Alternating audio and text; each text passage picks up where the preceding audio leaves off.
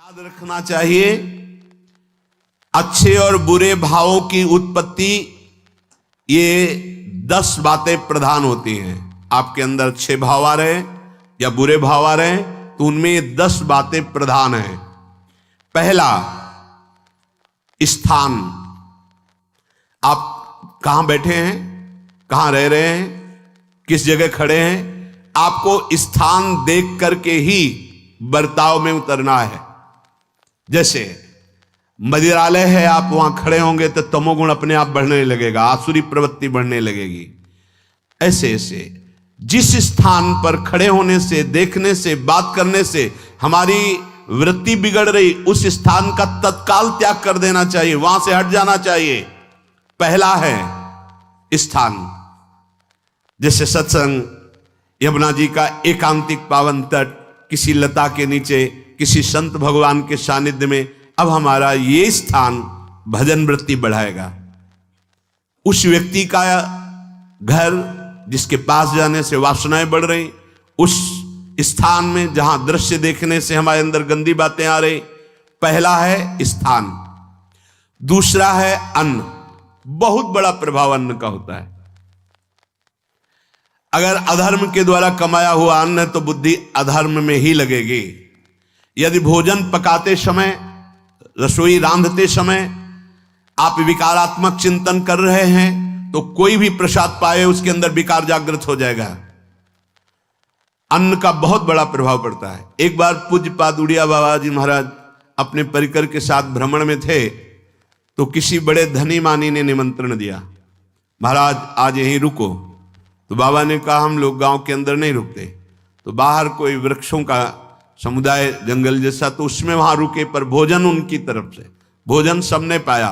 जब सुबह हुआ तो महात्मा जन, साधक जन एक दूसरे की तरफ देखे और बोले आज तो हमको बड़ा दोष हुआ, गंदा स्वप्न आया और हमारा संयम बिगड़ गया। बोले ये तो हमको भी हुआ, जितने थे सबको हुआ। उड़िया बाबा के समीप गए, बाबा ने कहा अच्छा ऐसा हुआ, ये तो अन्न दोष है, बुलाओ सन्न पवाने वाले को, फिर चलेंगे। बुलाया और बाबा ने कहा बिल्कुल सत्य बोलना, नहीं तो आप जानते हो इतने महात्माओं के संयम को आपने भ्रष्ट कर दिया, सत्य बोलना क्या बात थी। उनका महाराज संतान नहीं हो रही थी, सुना था आप बहुत सिद्ध महापुरुष हैं तो आपके परिकर को इसीलिए पवाया, अंदर काम भाव था कि हमारे कामना थी कि संतान उत्पन्न हो, वैसे चिंतन करते हुए बनाया ऐसे। बोले सबका संयम नष्ट कर दिया, होश में, नरक जाने वाली बात मत सोचो।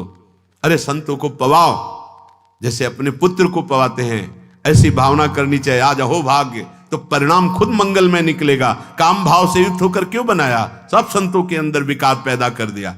अन्न का प्रभाव पड़ता है, हम जैसा अन्न पाते हैं वैसा। कई बार सुनाया है, सिद्ध महापुरुष पूज्य प्रातः स्मरण श्री बलराम दास जी महाराज झाड़ू मंडल के, यमुना के पावन तट पर ही है, रास मंडल के पास ही, वो अपने एक लता के नीचे बैठे हुए भगवत चिंतन कर रहे थे। अचानक यमुना जिस नजदीक है तो कोई माई स्नान किए हुए निकली तो नेत्रों ने देखा और विकार उत्पन्न हो गया। वयोवृद्ध सिद्ध महापुरुष, उन्होंने कहा आप तो इस शरीर को नष्ट कर दूंगा।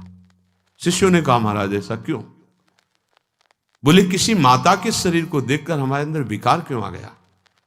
ऐसा नहीं, आज तक कभी नहीं हुआ, ऐसा क्यों हुआ?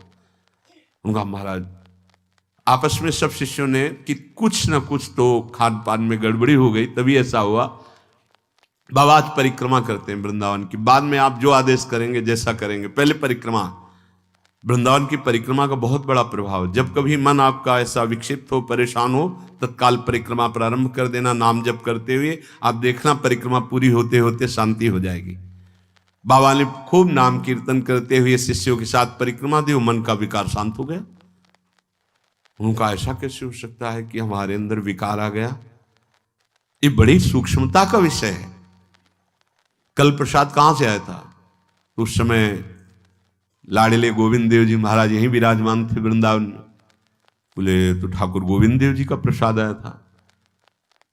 लकुट उठाई, कहे वो तो भगवत स्वरूप तस्मित तज्जने भेदा भावात, भगवान और भगवान के ऐसे जनों में भेद नहीं होता, वो भगवत स्वरूप होते हैं।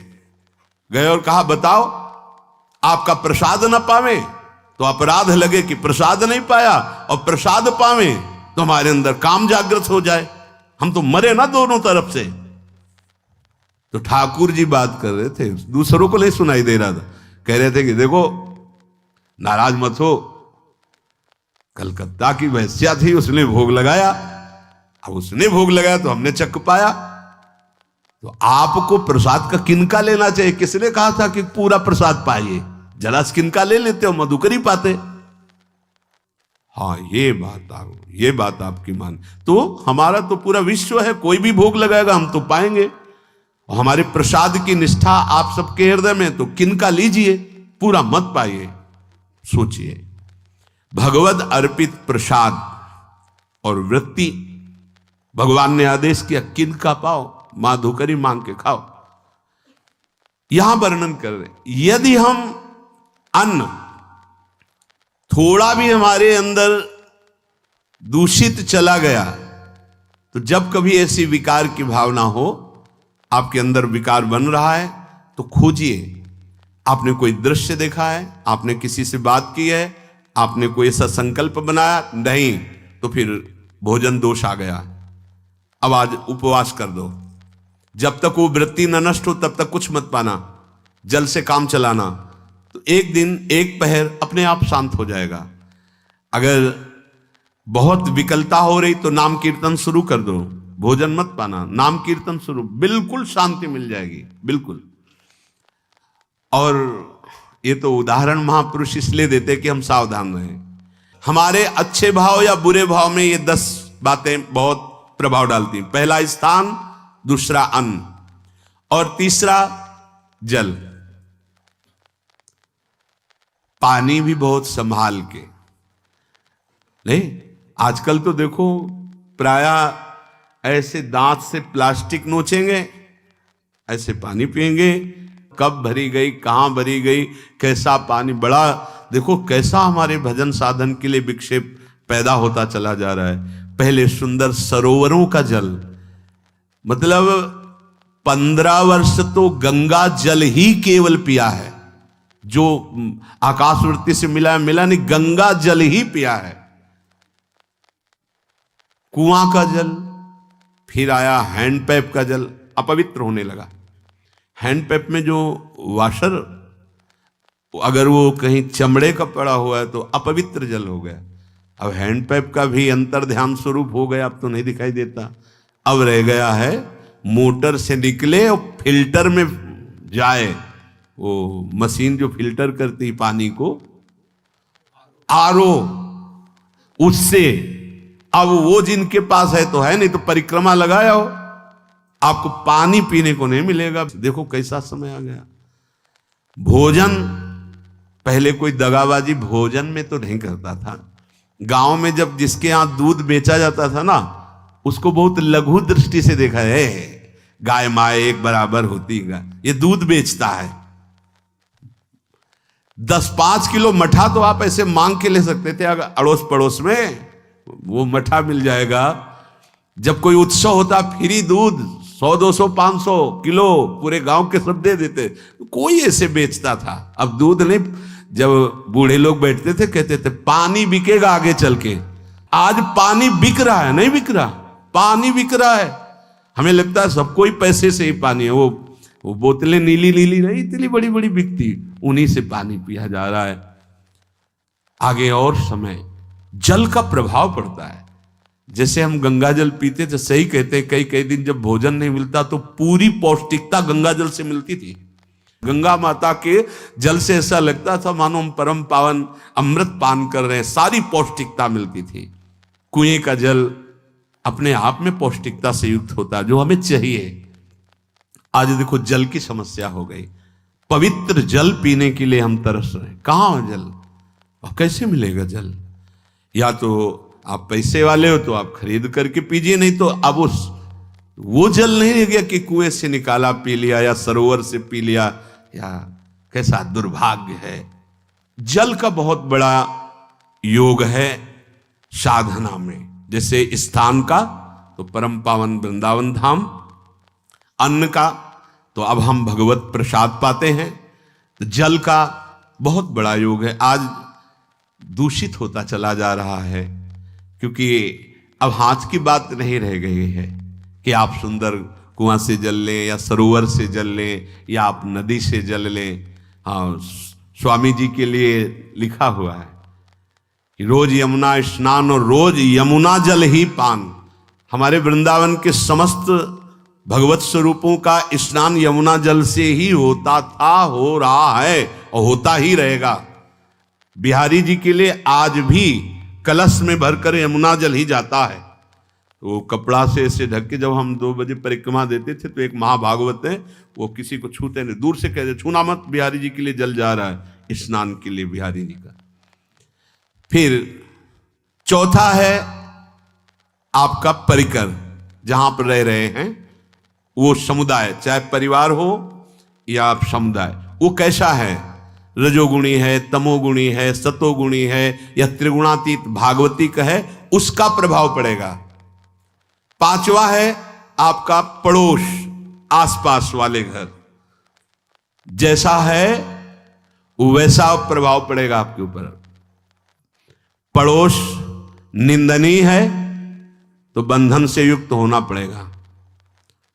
लंका के पड़ोस में रहने के कारण अगाध महिमा वाले समुद्र को बांध दिया गया, रघुनाथ जी ने पुल बांधा और दंड देने के लिए तैयार हो गए थे सरकार, अग्निबाण संधान कर लिया था, पड़ोस के कारण ही तो ना, पड़ोसी रावण था, इसीलिए आस पड़ोस का बड़ा प्रभाव पड़ता है। फिर अगला है दृश्य, इस पे बहुत सावधानी की जरूरत है। ये मोबाइल भगवान चल गए हैं, बहुत विस्तार से चल गए हैं, अब कोई छोटा मोबाइल रखना नहीं चाहता, सब वो स्क्रीन वाला रखना चाहते, टच मोबाइल। दृश्य से बचो, बच्चों, जवानों, बूढ़ों, सबकी वृत्ति जो माया आकर्षित करती, जो दृश्य हम देखने के लिए अंदर से उल्लसित है, वो मोबाइल में सब है, चाहे भागवतिक और चाहे सांसारिक। तो भाई देख लो, गुण दोष में संसार है, अगर आप दोष ग्रहण करना चाहते हो तो दोष ले लो, गुण तो गुण। बहुत बहुत खतरनाक विषय है और बहुत लाभदायक विषय है। किसी संत की वाणी एक बार समझ में नहीं आई, अगर हम 10 बार सुने तो समझ में आ जाएगी, ये लाभदायक है। कभी कोई किसी से बात करनी, पहले जाए तो पोस्ट कार्ड चलते थे, एक कार्ड, वो 15 पैसे का इतना बड़ा वाला आता था, 25 पैसे का बंद वाला लिफाफे में आता था, नीले नीले कागज का 15 पैसे वाला कार्ड, उसमें चिट्ठी जाती थी महीनों में। कभी यहां 1 मिनट में अमेरिका से बात कर लो, कितनी बढ़िया बात हो गई। उसका दुरुपयोग ना करो। अब हमारी इतनी चंचल वृत्ति है कि दुरुपयोग करने के लिए उत्साह बढ़ जाता है। बोले अब सब काम हो गया है, अब एकांत सेवन कर रहे हैं, अंदर से सिटकिनी बंद और मोबाइल भगवान का संग शुरू। 2-4 मिनट सत्संग और अच्छे दृश्य देखे, फिर बगले में वहां सब होता है कि आप बस उसको ऑन कीजिए, फिर जो मनोरंजन शुरू होता है, फिर उपासक मिटिया मेट हो जाता है। ये बहुत सावधानी की बात कह रहे हैं। वैसे हमें लगता है यदि आपको इस बड़े कार्य वाले ना हो तो छोटा मोबाइल रखे तो अच्छा रहता है। तो इसलिए ये एक ऐसा कलयुग भगवान ने रचा है कि बचा पाना बड़ा मुश्किल है। इससे वृत्ति को बचाओ, जो बचा ले गया वो आगे साधना कर सकता है। बहुत सावधान बच्चों। हमें लगता है यदि आपका मन चंचल हो, आपके शासन में ना हो, तो स्क्रीन वाला मोबाइल अपने माता पिता को दे देना चाहिए। और हम कहते रखो, छोटा वाला रखो, कभी कोई आपत्ति विपत्ति या सूचना देनी हो, बढ़िया काम करता है। जरूरी नहीं है इतना बड़ा लेके चलना। हाँ, अगर आपको बहुत राजकीय विभाग के कार्य हैं तो बात अलग है कि कौन सी सामान कहाँ कैसे, तो वहां से वीडियो भेज रहा है, वो चेक कर रहा है, यस हाँ ठीक है अब चलाओ। अपने को क्या काम है? सत्संग अगर सुनना है तो सत्संग सुनने के अलग यंत्र आते हैं, चला दे उसमें, वो इतनी बड़ी लगती है उसमें चिप, पेन ड्राइव ऐसे लगा दो और सत्संग सुनो। जरूरी वो दृश्य वाला रखो। यहां कह रहे दृश्य, अगर गलत दृश्य देखा तो बावरे बन जाओगे और अच्छा दृश्य देखा तो भगवान के मार्ग के पथिक बनोगे। तो देखो, अच्छे दृश्य में भी दोष दर्शन की वृत्ति की गुंजाइश है। जैसे कोई लीला हो रही है, लीला के पात्र, जैसे हमारे ब्रजमंडल में रास लीला होती थी, ऐसे 12 वर्ष 13 वर्ष के लीला पात्र, सब नव किशोर, जहां भाव ही बने रोते रहो। अब वहां बड़े बड़े लीला पात्र हैं, अगर हमारी भावना शासन में नहीं है तो वहां हम अंग प्रत्यंग के दर्शन से हमारी हाव भाव वहां जो हो रहा है उससे हमारी वृत्तियां बिगड़ जाएं। जब छोटे छोटे लाडली लाल परस्पर खेलते हैं तो केवल आशीर्वाद देने को, रोने का मन होता है। अगर आप लीला भी देख रहे हैं तो बहुत सावधानी की जरूरत है, क्योंकि वो चिदानंद शरीर नहीं है, पांच भौतिक शरीर। हमारी दृष्टि पंचभूत में लगी हुई है। नाम जप करो, लीला गायन करो, फिर देखो जो लीला है, यही जीवन का परम सुख मिलेगा। सच्ची मान लीजिए। बस हम बार बार ये कहते हैं, मोबाइल का सदुपयोग कीजिए, दुरुपयोग नहीं। मोबाइल बुरा नहीं, उसका प्रयोग बुरा है।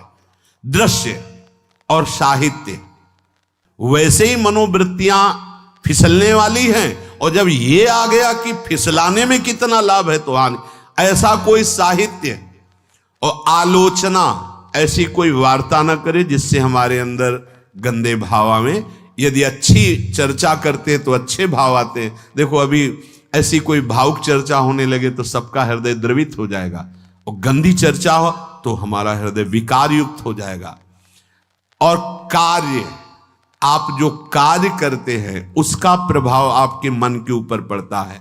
और उपासना, आप उपासना भोगों की करते हैं या योग की करते हैं, ये 10 से भाव बनते हैं और 10 से भाव बिगड़ते हैं। स्थान, अन्न, जल, परिवार, अड़ोस पड़ोस, दृश्य, साहित्य, आलोचना, आजीविका का कार्य और उपासना। यदि ये भागवतिक हुए तो आपके अंदर भगवत भाव बढ़ेगा, और यदि ये रजोगुणी तमोगुणी हुए तो आपके अंदर आसुरी भाव बढ़ेगा। इन 10 से सावधानी पूर्वक व्यवहार होना चाहिए। जैसे आस पड़ोस में है तो बड़ी सुविधा है, यहां कोई किसी से मतलब नहीं रखता, बगल वाला कौन रह रहा किसी से मतलब, ये बढ़िया है। ज्यादातर गांव में होता है। अपने यहां ये अच्छा है कि जैसे आप अपने कमरे में गए, किसी से कोई मतलब नहीं है, वैसे ऐसा ही जीवन रखना चाहिए। अड़ोस पर ये ज्यादा जो व्यवहार मित्रता बढ़ाने वाला विषय, ये धाम में नहीं है। वृंदावन में ऐसा नहीं व्यवहार रखना चाहिए। आपके पड़ोस में कौन रख रहा है आपका परिचय नहीं होना चाहिए, कौन कौन रह रहा है आपकी जानकारी नहीं होनी चाहिए। नजर नीची की, अपने कुटिया में गए, अपने ठाकुर जी से मतलब, अपने भजन से मतलब। ना पड़ोसी को कुछ देना चाहिए ना लेना चाहिए। बात समझ लेना कि जैसे आज उत्सव है, उनको हम बुलाते हैं, वो हमारे यहाँ, ये व्यवहार यहाँ नहीं है। बनवासी हो, ठाकुर का भोग लगाया, और अगर आपको बांटना है तो बाहर निकलो, आधा किलोमीटर दूर ऐसी जगह बांटो जो तुम्हें राधे श्याम दोबारा ना बोले, फिर वो तुम्हें बुलाएगा, फिर वो बैठेगा, फिर प्रपंच की बातें होंगी, निंदा स्तुति की होंगी, फिर बड़ी संगोष्ठी होती है, पता चलता है। क्या फायदा ऐसे जीवन से। आप वनवासी हो, समय एकांत में दीजिए, अपनी कुटिया में बैठिए, नाम जप कीजिए, निकलिए, सत्संग सुनिए, ठाकुर दर्शन कीजिए, परिक्रमा कीजिए, फिर अपनी कुटिया में।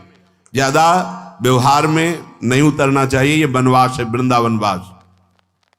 सत्संग का सेवन, रजोगुण तमोगुण का त्याग, तो दुष्संग से आप बच जाएंगे।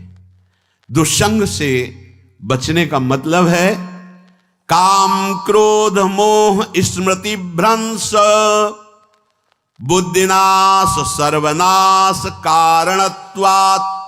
देवर्षि नारद जी कहते हैं, अगर दुष्संग का त्याग हो गया तो आप काम का, क्रोध का, मोह का, जो हमारी भगवत स्मृति का नाश कर देते हैं, जो हमारी बुद्धि का नाश कर देते हैं, जो हमारे सर्वनाश करने वाले हैं, इनका त्याग कर पाएंगे। कुसंग अगर हो गया तो इनका त्याग नहीं हो सकता, बहुत कठिन हो जाता है।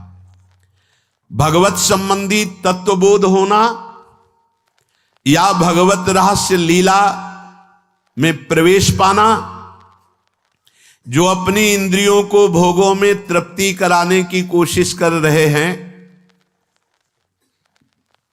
उनका चिंतन भोगों का ही होगा।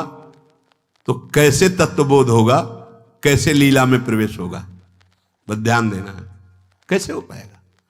क्योंकि जिस चित्त वृत्ति से भगवदाकार हमें वृत्ति करनी थी, वो तो हमने भोगों के चिंतन में लगा दी, भोग क्रियाओं में लगा दी। एक स्थिति होती है जब आपकी चित्त वृत्ति भगवदाकार हो गई है, तो व्यवहार में रहते हुए भी विषयान ग्रहणंत मुंचंत वा, खान पान उठना बैठना है, सब बाहरी क्रियाएं हो रही हैं, अंतर से वो अपने आराध्य देव में सदैव स्थित रहता है। उसका परिचय आपको जब ऐसे महापुरुष का सानिध्य मिलेगा, तो आप विषय सेवन करते हुए भी निर्विषय रहेंगे। आपके अंदर विषयों की प्रियता नहीं रह जाएगी, आपके अंदर एक प्रबल वैराग्य ऐसी धारणा बन जाएगी, कुछ नहीं, कोई भी तुम्हें प्रभावित नहीं कर सकता। यद्यपि खान पान हर्ष आदि की सब व्यवहारिक वृत्तियां हैं, पर उस महापुरुष का प्रभाव ऐसा होगा कि आपका हृदय निर्विकार हो जाएगा। और बहुत ही त्याग की सब बातें की जा रही, लेकिन हृदय भी सही है तो संग से विषय रंग बढ़ जाएगा। ये देखा गया है। हृदय अगर निष्प्रिय है, जिसका हम संग कह रहे हैं, तो उसका परिणाम निष्प्रिय निकलेगा। व्यवहार में कुछ भी हो, निष्प्रियता ही आपकी बढ़ेगी, निर्विकारता बढ़ेगी, क्योंकि उसकी स्थिति का संग हो रहा है, उसका प्रभाव पड़ रहा है। तो सर्वनाश की जड़ है विषय चिंतन। ये बहुत बड़ी बात है। विषय चिंतन सर्वनाश की जड़ है। यहां विषय भोग नहीं कहा, क्योंकि चिंतन का परिणाम भोग है। पहले चिंतन होता है। साधक ध्यायतो विषयान पुंसः संगस्तेषु उपजायते, संगात् संजायते कामः, कामात् क्रोधो विजायते, क्रोधात् भवति सम्मोहः, सम्मोहात् स्मृति विभ्रमः, स्मृति भ्रंशात् बुद्धिनाशो, बुद्धिनाशात् प्रणश्यति सर्वनाश। कैसे हुआ? ध्यायतो विषयान पुंसः, विषयों का चिंतन। इसीलिए अनन्यश्चिन्तयन्तु माम भगवान आदेश करते हैं। विषय चिंतन न होने पावे, बिना चिंतन किए आपको कोई भी सुख नहीं मिल सकता। आप देख लीजिए, जगत के किसी भी भोग का सुख नहीं मिल सकता। चिंतन से ही आपको सुख की अनुभूति हो रही है। अगर आप चिंतन ना करें तो आपको कोई सुख नहीं मिल। आप चिंतन उसका घसीट लिया गया। अगर सुख होता तो भोग में मिल जाता, नहीं मिला। क्यों? कि बोले चिंतन नहीं। किसी को किसी गाढ़ विषय के चिंतन में फंसा दे, फिर उसके सामने भोजन रखे, खीर में नमक डाल दे, सब्जी में चीनी डाल दे और गाढ़ विषय में फंसा दे। तुम्हारा लड़का जो अकेला था, वो ऐसा ऐसा दुर्घटना हो गई, वो अस्पताल में, अब जल्दी से भोजन पाओ और निर्णय बताओ। वो बिल्कुल नहीं बता पाएगा कि खीर में नमक था, सब्जी में चीनी थी। उसका चिंतन वहां फंस गया। अगर ऐसे चिंतन हमारा प्रियाजू में फंस जाए तो संसार के सब क्रियाएं होते हुए भी वो परमहंस है, वो विदेह है। चिंतन, हम लोग चिंतन में चूक कर देते हैं तो फिर क्रियाओं में हमको बंधना पड़ता है। नहीं, सच्ची माने कोई भी क्रिया उसे बांध नहीं सकती। तो क्या जिनका भगवत चिंतन होता है वो असत क्रियाएं भी करते हैं क्या? तो बोले जब चिंतन ही नहीं तो असत क्रियाएं कैसे हो सकती है? पहले क्रिया के असत चिंतन होता है आप देखना, कोई भी कार्य पहले चिंतन होता है। इसीलिए यहां कह रहे हैं ध्यायतो विषयान पुंसा संगस्तेषु उपजायते। पहले, सबसे पहले विषय का चिंतन होता है। अगर विषय का चिंतन ना होने पावे तो आपको कोई फंसा ही नहीं सकता भोग, कोई भी भोग नहीं फंसा सकता। जहां विषयों का चिंतन हुआ तो संग की प्राप्ति, विषय भोग की प्रबल इच्छा, प्रबल आसक्ति, और वो जो चिंतन हुआ था वही आपको सुख दे रहा है। वही, वहां सुख नहीं है, आपके चिंतन का वहां सुख। जैसा चिंतन, अगर आपका चिंतन विक्षिप्त कर दिया जाए, एकाग्र ना होने पाओ, तो किसी में आपको सुख नहीं मिलेगा पक्का। अगर वही चिंतन सावई मना कृष्ण पदार विंदे हो तो कोई सुख है। गोपी जनों के पति भी हैं, पुत्र भी हैं, पूरे परिवार की सेवा करती हैं, और बड़े बड़े परमहंस उनकी चरण रज वंदना करते हैं। क्यों? क्योंकि उनका चिंतन भगवान का हो रहा है। एक भी वृत्ति शरीर चिंतन में नहीं, बलिहारी है। मुरारी पादार्पित चित्त वृत्ति। विषयों के चिंतन से विषयों में आसक्ति पैदा होती है। आसक्ति से विषय कामना की प्रबलता और क्रिया होती है, और क्रिया में बाधा पड़ने से क्रोध पैदा होता है। क्रोध से मूढ़ता छाती है, मूढ़ता से स्मृति भ्रमित हो जाती है, स्मृति भ्रंश से बुद्धिनाश होता है, और बुद्धिनाश ही सर्वनाश है। इसलिए चित्त का निरंतर अधिक समय तक सावधानी पूर्वक भगवन नाम में, भगवत लीला में, आप सब भगवत कृपा पात्र जन हैं, चिंतन न बिगड़ने पावे। होता क्या है कि क्रिया से तो हम सावधान है, समाज है, क्रिया से तो हम सावधान, क्योंकि समाज भी है, व्यवहार भी है सामने, लेकिन चिंतन तो कोई नहीं जान रहा ना, अंदर ही अंदर हम क्या चिंतन कर रहे हैं। तो साधक चूक कर बैठता है। देखो, बाहर चूक होगी तो उसका प्रायश्चित हो ही जाएगा, चार लोग निंदा करेंगे, पिटोगे, अपमानित होगे, प्रायश्चित। लेकिन अंदर जो हमारा गलत चिंतन हो रहा, पूरा का पूरा अंदर हृदय मलिन कर देगा, हमें उस बात का प्रायश्चित भी नहीं होगा, हमें जलन भी नहीं होगी कि हम गलत चिंतन कर रहे हैं, क्योंकि सावधान नहीं है। खास बात साधना में चिंतन संभालने की है। काम क्रोध मोह स्मृति भ्रंश बुद्धिनाश सर्वनाश कारणत्वात्, देवर्षि नारद जी कह रहे हैं। चित्त का जहां अधिक चिंतन होता है वही हमारी तन्मयता बन जाती है, वही हमारा स्वरूप होने लगता है। बोले बहुत कामी पुरुष है, बोले बहुत क्रोधी पुरुष है, बोले बहुत नीच पुरुष है, पूरा संबोधन होने लगा उसके लिए, क्योंकि वो उसी चिंतन से, वैसी क्रियाओं से। अरे बोले तो बड़े भगत हैं, भगवान के स्वरूप है साक्षात। जो हम अधिक चिंतन करते हैं वही क्रियान्वित होता है, जो क्रिया होती, चिंतन होती, वैसे हमारा स्वरूप बन जाता है, वैसे हमारी स्थिति हो जाती है। सांसारिक विषयों और विषयी पुरुषों का शरीर संग, वाणी संग, मन के द्वारा संग, ये आपके अंदर विषय चिंतन बढ़ा देगा, विषय क्रियाओं में लगा देगा। इसलिए बहुत सावधान। विषय में कोई ताकत नहीं है, विषयासक्ति दुर्गति कर देती है।